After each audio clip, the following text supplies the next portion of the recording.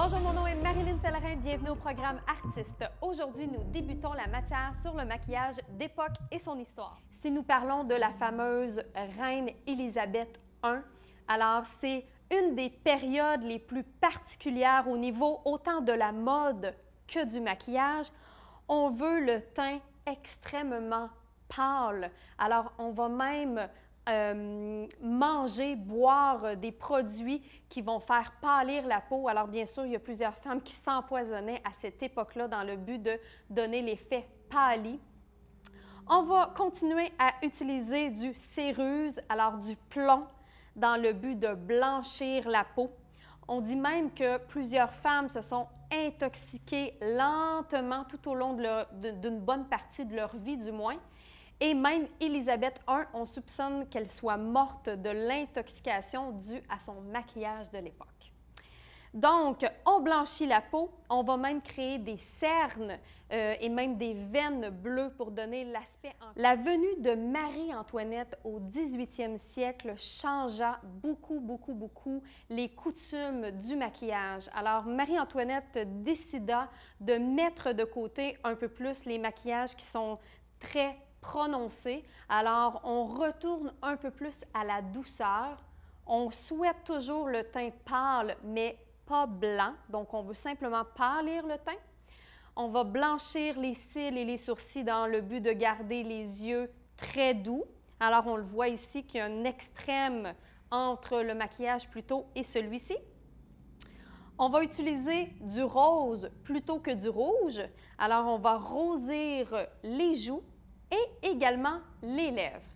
À l'époque, les femmes rondelettes étaient vraiment plus de mise, tendance. Alors, les femmes allaient jusqu'à se mettre des balles de cire dans les joues pour avoir l'air un peu plus en santé, un peu plus rondelette. Donc, c'est ce qui complète le maquillage au niveau de la Renaissance.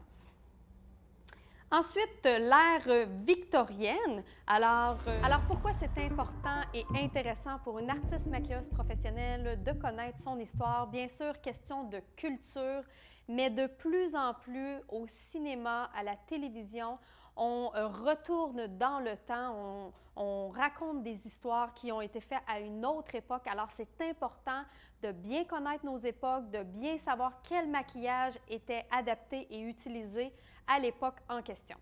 Alors, pour les besoins de la cause aujourd'hui, on fait le maquillage de la Renaissance style Marie-Antoinette. Alors, bien sûr, on va éviter d'utiliser du céruse et du plomb.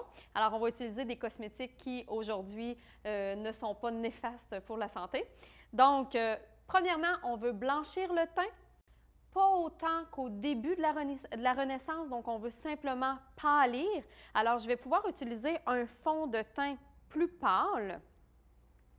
Donc, bien sûr, au préalable, on nettoie, on hydrate la peau. Et ensuite, on utilise un fond de teint très pâle.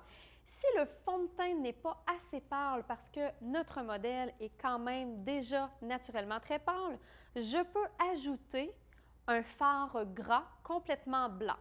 Donc, je ne veux pas donner une couleur de blanc clown à la peau. C'est pourquoi je vais quand même le mélanger avec un fond de teint. Donc, une petite quantité avec un fond de teint très pâle. Et je vais mélanger avec une éponge. Et je vais tester au niveau de la couleur. Alors, ça pâlit la peau, mais comme je vous dis, je ne veux pas avoir l'effet trop blanc. Donc, je vais rajouter un peu de fond de teint.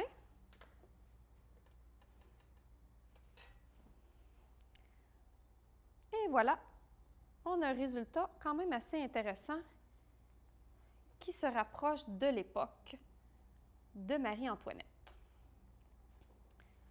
Donc, on peut même passer sur les sourcils, parce que les sourcils à l'époque étaient pâlis.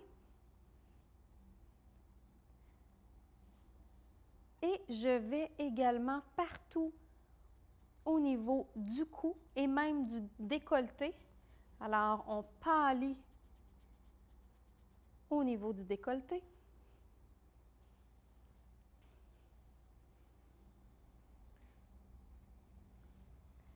J'en mets bien sûr partout.